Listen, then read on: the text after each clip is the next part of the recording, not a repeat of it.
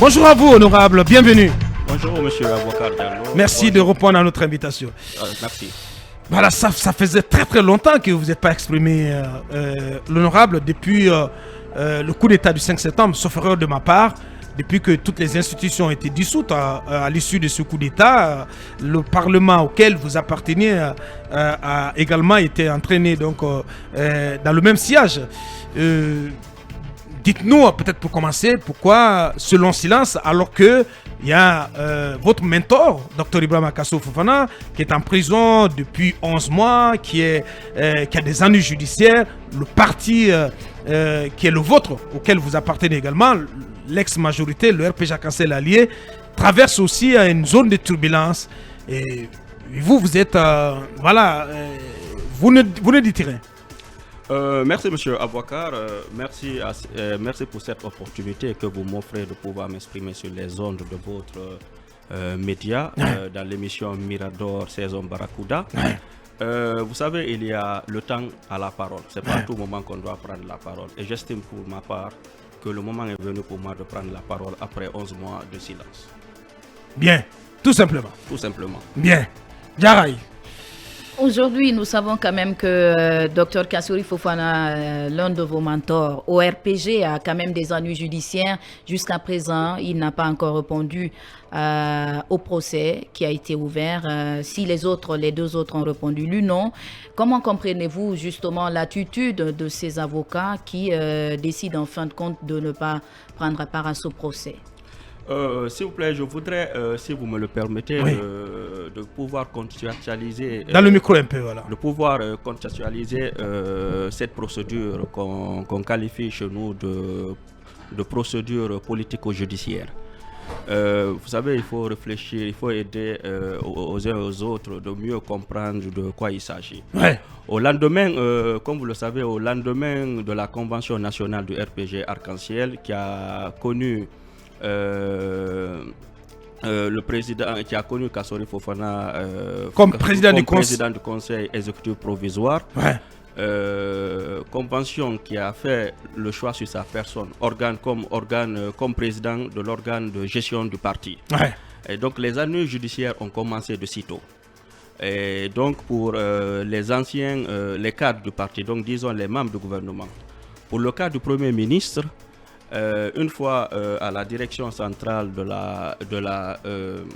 direction centrale des investigations de la police judiciaire, les premières charges qu'on a voulu retenir contre lui étaient de dire qu'il était le chef de gouvernement, donc responsable des actes posés par les membres du gouvernement, comme si la responsabilité pénale était devenue collective en Guinée et non individuelle.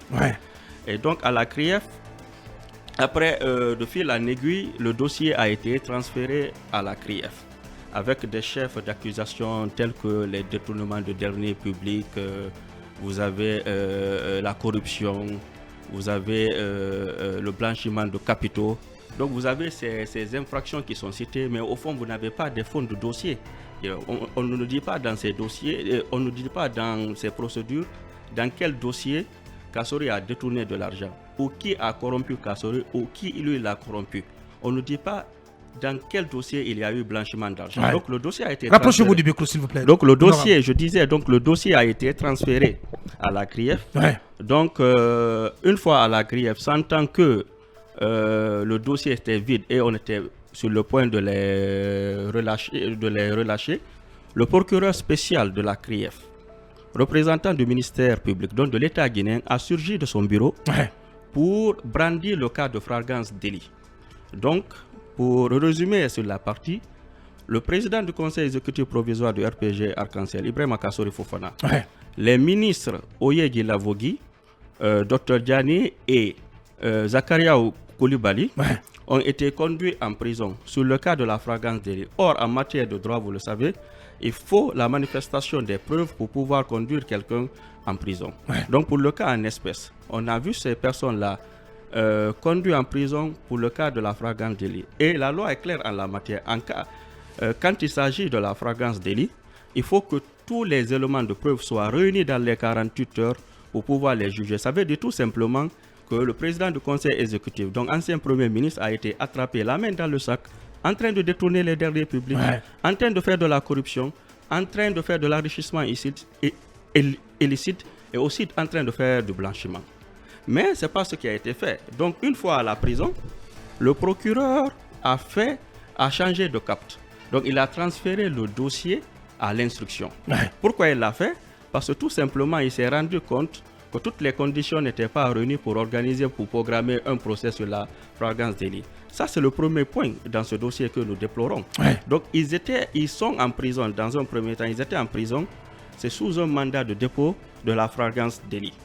Donc, c'est volontairement contre la loi que le procureur spécial près de la CRIEF a mis ces gens en prison et ensuite mettre en branle l'appareil étatique pour rechercher les éléments de preuve les concernant. Cette procédure, nous ne la comprenons pas jusque-là. Donc, je vous informe que le rapport qui a été envoyé de la direction centrale des investigations judiciaires de la gendarmerie, dans ce rapport, vous avez de ces éléments qui étaient là, tels que les cas de détournement.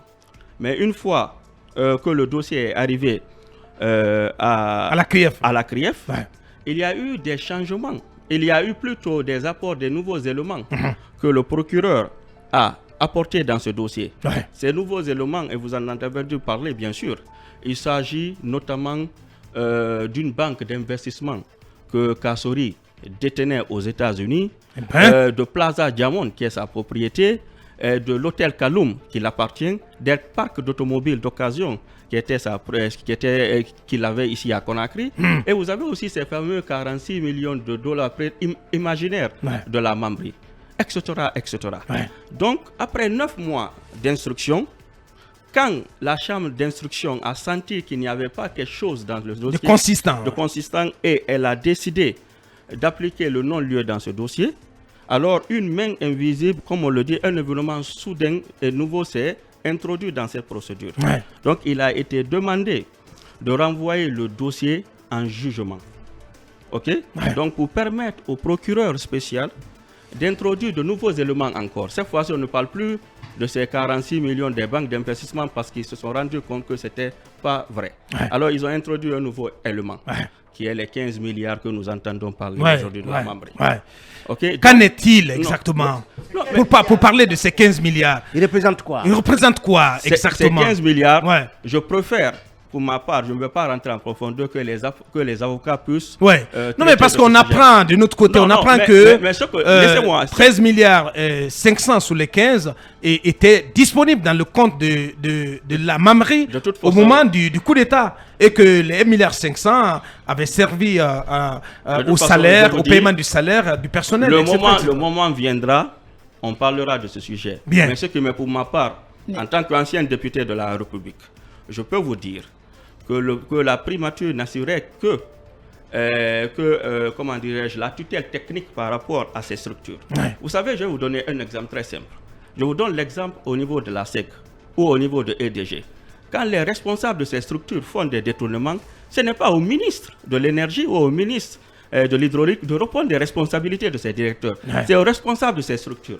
En quoi voulez-vous que le Premier ministre Kassory soit tenu responsable de la gestion des détournements qu'il peut y avoir dans ces structures? Et ça aussi, il n'y a même pas eu de détournement parce que jusque-là, vous n'avez jamais entendu parler d'un scandale à ce niveau. Vous n'avez jamais entendu parler qu'il y a eu des rapports d'audit et d'inspection. Honorable, comment justifier la gestion des personnes qui font signer par autrui? Vous savez quand même que c'est des pratiques qui sont courantes dans ce pays. C'est pas du tout à cacher, c'est un secret de polichinelle.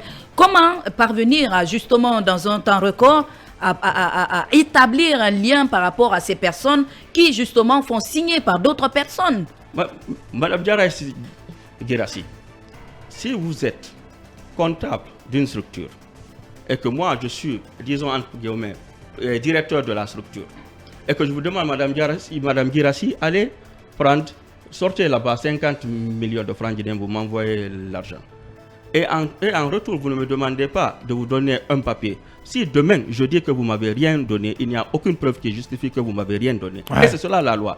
Donc, il revient au procureur spécial de prouver que le président Kassory Fofana a, lui, détourné cet argent. Parce que quand on parle de détournement d'argent, ça veut dire que vous avez été signataire. C'est vous qui avez ordonné. Alors, Or, Kassory n'était pas l'ordonnateur des dépenses de ces structures. Donc vous êtes d'accord qu'il y a eu de la malversation? Vous savez quand même que à l'Agnès et à la Mamri, même si ce n'est pas Kassory. Je le justifie, je vous dis, jusque là où je vous parle, je n'ai pas, moi, en ma possession, un rapport d'audit ou une inspection d'État qui me dit que ça a été dit. Et plus loin, en parlant de la Mamri, n'oubliez pas qu'il y a l'argent des institutions internationales. Non, je vous parle de la Mamri. Il y a l'argent des institutions internationales, là. Il y a la Banque mondiale. Et là, chaque année, les comptes de ces structures sont audités et validés. Vous voulez me faire comprendre que la Banque mondiale peut être complice de détournement de fonds à ce niveau? Je ne crois pas à cela. Mais écoutez, pourquoi, comment comprenez-vous le fait que quelqu'un sollicite un service de votre part et après vous lui tendez le reçu qu'il doit signer et il refuse de signer? Puisque, en tout cas, lors des campagnes pour la présidentielle de 2010, des médias ont quand même rapporté avoir fait des partenariats avec l'homme, mais après, qui aurait... Qui? Oui, des médias, bien sûr, des médias qui avaient fait des partenariats par rapport à la couverture de la campagne. L'argent a été déboursé, mais selon nos informations, l'homme aurait quand même refusé de signer le reçu qui lui a été donné parce que Quel homme vous parlez de Je parle bien sûr de Kassory Fofana. Donc ça veut dire que vous ne connaissez rien à la gestion de la campagne électorale du RPG, je vous explique. Le Premier ministre Ibrahima Kassory Fofana était directeur de campagne, il n'était pas le responsable financier. Et au-delà de ça, en parlant d'une campagne électorale, d'une élection présidentielle, vous parlez d'un parti politique. Le RPG Arc-en-Ciel n'est pas l'État, donc ce n'est pas l'argent des caisses de l'État. Mais je parle de 2010 là, mais bien sûr. Je parle de 2010 là, parce que le parti GPT était quand même dans la course pour la présidentielle. Oui, mais là nous sommes en train de parler de la gestion de l'État, des détournements au niveau de l'État. C'est la base. Ça n'a rien à voir. C'est la base. Ça n'a rien à voir avec la gestion de notre parti. C'est la base puisque vous dites que le dossier il est vide. En fait. Le dossier est vide, mais permettez-moi s'il vous plaît. Oui, allez-y. Parce que là, j'ai envie de faire comprendre aux auditeurs qui nous écoutent de quoi il s'agit dans ce dossier. Bien, allez-y. Donc, je le disais tout à l'heure. On va vous donner 2 minutes pour finaliser votre exposé. Donc voilà, je disais qu'il y avait lieu de lever l'amalgame autour, mais au lieu même de ça, l'autre aspect que je voudrais souligner dans cette procédure, c'est le non-respect de la loi sur toute sa forme dans cette procédure. Aujourd'hui, vous avez des décisions de justice qui ont été rendues en faveur du président du conseil exécutif provisoire du RPG Arc-en-Ciel, Dr Ibrahima Kassory Fofana, et de ses compagnons d'infortune, Dr Djani et Oye Guilavoripi, pour leur mise en liberté provisoire. Ces décisions ont été bloquées par le procureur spécial de la CRIEF, représentant du ministère public, donc de l'État guinéen. Donc nous ne comprenons pas jusque-là sur quelle base légale on maintient ces prévenus en prison. Or, vous savez, comme moi, le délai imparti à la détention préventive, elle est expirée. Que le procureur spécial de la CRIEF, qui est friand des médias, qui a un communiqué, puisse dire au peuple de Guinée sur quelle base légale il les garde encore en prison. Je vais vous dire tout simplement, aujourd'hui, au jour où je vous parle, vous avez des personnes qui sont séquestrées, prises en otage, qui sont à la maison centrale, et non des prévenus. Parce qu'il n'y a aucune base légale qui les mène. Donc Kassory est séquestré. Il est séquestré et pris en otage. Quel est son état de santé? Est-ce que vous l'avez vu ces dernières heures? Comment se porte Kassory? L'état de santé de Kassory nous inquiète. Nous inquiète parce que, écoutez, monsieur Talibé, dans votre studio ici, je vous entends à longueur de journée dire que la justice guinéenne doit revêtir le visage humain. La question que nous nous posons, est-ce que ce visage humain ne doit pas être envisagé pour le président du conseil exécutif provisoire du RPG Arc-en-Ciel, à la personne de Ibrahima Kassory Fofana, au regard et au vu de la pertinence du rapport médical qui a été produit, qui nécessite une évacuation sanitaire pour son cas. Mais on fait fi de ça. Est-ce que allons-nous tous rester inactifs face à cette situation jusqu'à ce que l'impensable puisse se réaliser, comme nous l'avons vécu avec le cas de feu Luceni Camara? Je ne crois pas. Il faut qu'aujourd'hui que tout le monde puisse se ressaisir dans ce dossier et que la boussole tant vantée puisse prendre la bonne direction. La bonne direction, c'est de permettre aux gens d'aller dans un procès équitable. Parce qu'aujourd'hui, beaucoup pensent... Oui, mais c'est un procès auquel, pour l'instant, le président du conseil exécutif ne peut pas prendre part justement à cause de son état de santé. Oui, mais est-ce que, au-delà de cet état de fait, est-ce que lorsque physiquement il sera apte à y aller, est-ce qu'il se décidera la prochaine fois à participer, à être à la barre? Je pose la question. L'homme que je connais, que j'ai pratiqué, on a lu sa lettre. Laissez-moi terminer. Oui. L'homme que j'ai pratiqué, que je connais, que je continue à pratiquer, n'a jamais fui une seule seconde ses responsabilités. Oui, mais il a dit... Si les conditions de physique... Honorable, il a dit, au-delà de la question de sa santé, il a dit que il n'est pas prêt à prendre part à un procès dans les conditions d'aujourd'hui. Oui, mais M. Abouaka Diallo, je vais aller sur deux arguments. Oui. Le premier, il y a des décisions de justice qui sont là, qui demandent à ce qu'on les mette en liberté provisoire. Le délai imparti à la détention préventive est expiré. Donc, pour quelles raisons ils sont encore en prison? Ça, c'est des inquiétudes qui nous interpellent. Ouais. La seconde des choses que je voudrais souligner ici, et que nous déplorons, c'est cette suspicion de connexion à haut débit, voire télépathique, qui existe. Oui. Qu'est-ce que vous voulez dire? Oui, qui existe entre le parquet spécial près de la CRIEF et la haute juridiction des sages de nos pays, qui est la Cour suprême de la République de Guinée. Et oui, la Cour suprême, je dis la Cour des sages de notre pays, à date, et cela depuis des mois, traîne des pieds pour rendre une simple décision de liberté sur le pourvoi en cassation que le procureur spécial a formulé contre la décision de confirmation de la Chambre de contrôle de l'instruction de la CRIEF. Oui, de la CRIEF, qui confirme l'ordonnance de mise en liberté pour les concernés. Alors, vous avez tous ces états de fait sur la place et vous voulez qu'on parte dans ces conditions à un procès. Donc, si nous allons dans des conditions comme ça où il y a des vices de procédure, où personne ne veut respecter la loi, nous allons simplement résumer que la sentence et la condamnation est déjà connue avant même la tenue du procès. Donc, jusqu'à date, si je vous écoute très bien, même lorsque la prochaine audience sera programmée, si Dr Kassouri est apte à se présenter à la barre, il ne viendra pas. Non, je n'ai pas dit ça. Non, mais si je vous écoute. Non, je n'ai pas. Mais lui-même, il l'a dit, honorable. Non, écoutez, pour le moment. Il n'est pas prêt à participer. Pour le moment, je ne vais pas pronostiquer sur un état de santé. Parce que je ne suis pas le médecin. Et au-delà, c'est Dieu qui connaît. Non. Quand est-ce qu'il peut se rétablir? Non, j'ai dit, même si son état de santé lui permet d'aller à la barre, au visa de toutes les... Monsieur Abouakar Diallo, la question ne se pose pas à ce niveau. Je pense que la question qu'il est importante aujourd'hui de poser est de chercher plutôt à résoudre ces questions que nous venons de relever. Pourquoi ils sont toujours en prison, sachant que le délai imparti à la détention préventive est expiré? C'est la question que nous devons nous poser. Bien, allez-y Manu et Likon. Ces questions justement peuvent-elles être abordées dans le contenu du procès justement?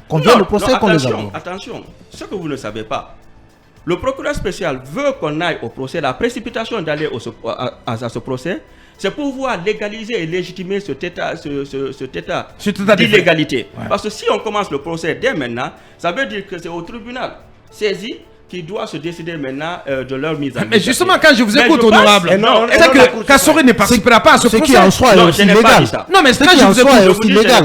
Non, écoutez, Emma, aujourd'hui, je vais vous dire ce qu'on veut tout simplement. Je vous ai dit en amont que nous sommes dans le cadre d'un procès politico-judiciaire pour empêcher un homme d'État d'être au rendez-vous avec le peuple de Guinée pour briguer la magistrature suprême. C'est de ça qu'il s'agit et rien d'autre. Donc c'est pour ça qu'on veut les maintenir en prison et de report en report, que l'audience, qu'on reporte les audiences à l'infini et ils resteront définitivement en prison. C'est de ça qu'il s'agit. Et c'est la question nodale dans cette procédure. Lincoln.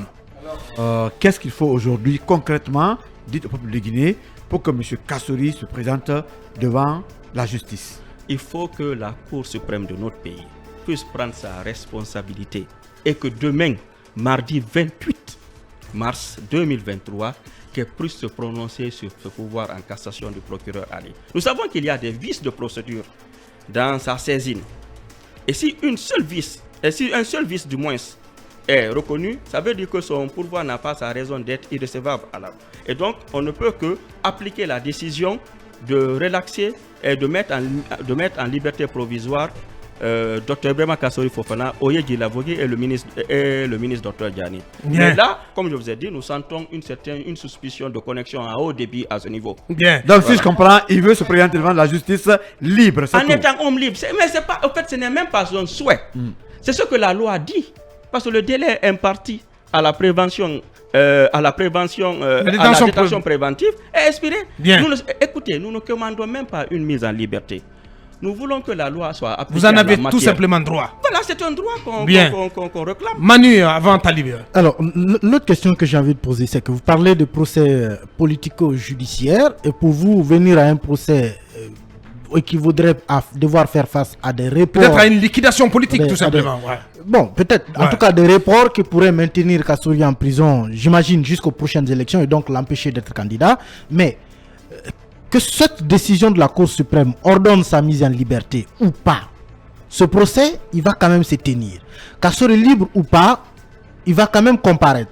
Est-ce que vous pensez que ce point concernant sa liberté, si bien entendu vous avez des suspicions d'écartement de l'élection présidentielle, est-ce que cette liberté peut dans ce cas l'empêcher de suivre cette voie, même s'il a, à partir du moment où il est dans la procédure, à partir du moment où il est dans le procès, qu'est-ce que cela change en réalité? Monsieur Emma, en tout cas sur le plan politico-judiciaire dont vous avez parlé. Monsieur Emma, vous savez, les médias c'est le 4e pouvoir dans un pays.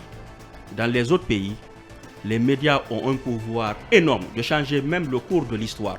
Nous voulons que les médias que vous êtes, que vous puissiez interpeller la justice guinéenne, de dire le droit rien que le droit. Et vous le savez pertinemment, et ce n'est pas moi qui l'ai dit. Le premier branding national de la Guinée à la prise du pouvoir, c'était de faire la justice la boussole de la transition et rompre avec les vieilles pratiques. Ouais. Si nous sommes encore dans un certain contexte, et jusqu'à présent nous parlons de... Vous voulez reprocher de faire la même chose que nous, je ne vois pas la raison d'être de notre justice à ce jour. Surtout que les magistrats... Vous avez parlé de vieilles pratiques. Ouais, d'erreurs du passé. Bien. Ah bon? Non, c'est un guillemets. Non, c'est eux qui l'ont dit. Je ne parle pas que moi je l'ai dit. Mais je vous parle des justifications. Je pensais que vous reconnaissez non, moi je ne le reconnais pas. Je vous parle des il reprend le discours de ceux qui ont fait le coup d'État. Et au-delà de ça, nous avons tous été présents ici lors des assises au Palais du Peuple. Il y a eu des magistrats qui ont fait le mea culpa de la justice. Qui ont dit, c'est le pouvoir hier qui nous empêchait de jouer notre rôle. Donc je voulais même interpeller sur cette question, le pouvoir en place, le CNRD, pour dire que, attention, si des gens ont été capables hier de dire que nous avons fait ça, qu'ils sachent eux aussi que demain ils diront la même chose sur eux. C'est pour ça que chacun doit prendre sa responsabilité dans ce qu'il est en train de faire. Voilà, dans ce qu'il est en train de Talibé, faire. Quand vous parlez de dossiers politico-judiciaires et même d'acharnement politique, la personne de Ali Touré individuellement prise, qu'est-ce qu'elle a justement à régler en termes de compte personnel avec Kassori pour que vous parliez d'acharnement politique? Je vous ai tout simplement, depuis que j'ai commencé à m'exprimer ici, j'ai été clair. En parlant du procureur spécial, je vous ai dit le procureur spécial près de la CRIEF, représentant du ministère public de l'État guinéen. Donc tout se résume à là et je ne vais pas dire autre chose. Vous pensez qu'il est à la solde du palais M5? Je dis qu'il est le représentant du ministère public. Parce que c'est le cas pour tous les procureurs. C'est le cas pour tous les procureurs. Ce n'est pas propre à l'État. Tous les procureurs sont représentants de l'État. Ali Touré individuellement pris n'a rien à faire de la candidature de Kassori à la prochaine présidentielle. Oui, mais il est en mission, il est au service de... De toute façon, il sert un agenda. Et chacun de nous peut tirer leçon par rapport à ce qui se fait. Bien. Parlons de cette procédure devant la Cour de justice de la CEDEAO. Des commentaires ont été demandés à l'État guinéen à travers l'agence judiciaire de l'État sur le pourquoi du maintien en détention prolongée de Kassori et compagnie. Il aurait expliqué que c'est parce que les messieurs n'ont pas payé les cautions qui leur ont été demandées. Qu'est-ce que ça Merci, monsieur Abouaka, ça c'est extrêmement important. Comme vous le savez, nous avons introduit un mémoire auprès de la Cour de la justice de la CEDEAO concernant ces questions. Donc un mémoire a été amené, le document a été transféré à l'État pour qu'ils puissent faire leur mémoire de défense. Vous l'avez souligné tout à l'heure. L'agent judiciaire dit que les personnes sont en prison, que les concernés sont en prison parce qu'ils ont refusé de payer leur caution. Or, vous savez, vous et nous, que c'est un mensonge d'État qui est en train d'être raconté. Ils n'ont jamais refusé de payer leur caution. La question qui se pose entre l'agent judiciaire de l'État et le procureur spécial près de la CRIEF, qui dit la vérité et qui ment. En principe, tous, ils devaient être sur la même longueur d'onde. Mais là, nous sentons qu'il y a l'un qui dit c'est devant la cour, l'autre qui est en train de dire parce qu'il y a un refus de payer le cautionnement. C'est pour vous dire que nous sommes dans un dossier, et je le répète, politico-judiciaire pour empêcher un homme d'État d'être au rendez-vous des échéances futures. Rendez-vous qu'il a pris avec le peuple de Guinée. Eh bien, dernière question, Mamadou Ouri. Non, ce que je voulais savoir, c'est que dans le pamphlet que Kassory a écrit depuis sa prison contre le régime, il a dit quelque part que leur problème est politique, donc la solution en conséquence sera politique.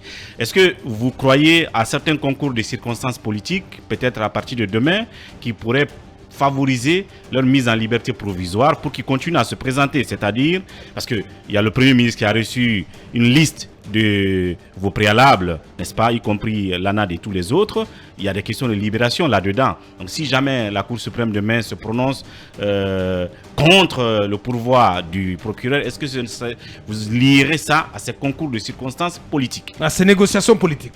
Écoutez, de toute façon, je vous ai dit pour le cas du Premier ministre et des ministres Oyegi Lavogui et Mohamed Diané, il y a dans le il y a des conditions qui sont réunies pour que des décisions politiques soient prises. Il y a ce délai imparti à la détention préventive qui est expiré. Il suffit tout simplement de dire aux personnes concernées, au procureur spécial de la CRIEF, puisque c'est lui qui a sa main sur le dossier, de tout simplement les relaxer parce qu'il n'y a rien qui justifie aujourd'hui leur détention à la maison centrale. Donc nous disons que des solutions politiques peuvent être apportées. Et là, ce n'est pas faire, comme on le dit, entrave à la justice. Ça n'a rien à voir, puisqu'il y a des décisions de justice qui sont en la faveur de leur mise en liberté provisoire. Voilà. Et ce ne serait pas aussi une aumône donnée à Kassory et compagnie? Je ne dirais pas, c'est un droit. Bien. Quelle est la position aujourd'hui d'Alpha Condé par rapport à la détention de Kassory Fofana? Il est très peiné par rapport à cette... Mais il n'en parle pas. Non, attention. Ils sont en contact ou pas? Et là, il a lui-même démenti par rapport aux accusations portées contre sa personne, comme si c'était lui qui avait transféré des dossiers d'incrimination de ses anciens dignitaires. Il a démenti cet état de fait et dit qu'il n'a rien à voir. C'est pour vous dire encore jusqu'où, et c'est une preuve éloquente, que nous sommes toujours dans une procédure politico-judiciaire. Bien dit. C'était honorable Habib Baldé, ex-député à l'Assemblée nationale sous la 9e législature et très proche de Dr Ibrahima Kassory Fofana, ancien Premier ministre, le tout dernier d'ailleurs du régime Alpha Condé. Je termine par ce message de notre confrère Habib Marwan. Titi, le dernier logo de la RTG version refondation traduit la situation exacte du Guinéen sous le CNRD. C'est un logo misérable, affamé, dégradant, squelettique et mysticisme. Ce logo est ce qui est le Guinéen d'aujourd'hui, qu'on arrête de tuer la mouche avec une hache quand même. Voilà, c'est ça qui m'a intéressé. Grand merci à vous, honorable. Merci d'être passé dans cette émission. Merci d'avoir répondu à notre invitation. Merci à Ibrahim Babin Diallo, Ibrahim Assila, et toutes nos excuses au service commercial de Diabaté pour le temps qu'on a grignoté dans celui de nos sponsors. Merci à vous tous. Derrière nous, c'est cette édition spéciale avec aux commandes Mohamed Ba, pour rendre hommage à notre regretté Ousmane Baldé Fatakou. Au revoir. FIM FM, vous avez su FIM 24. Mirador, la grande messe de l'investigation journalistique, la plus grande tribune politique de la Guinée, avec Aboubacar Diallo, Talibé Bari, Mamadou Ouri Diallo, Akoumba Diallo, Cabinet Fofana, Ibrahima Lincoln Souma, Mamadou Diambaldé.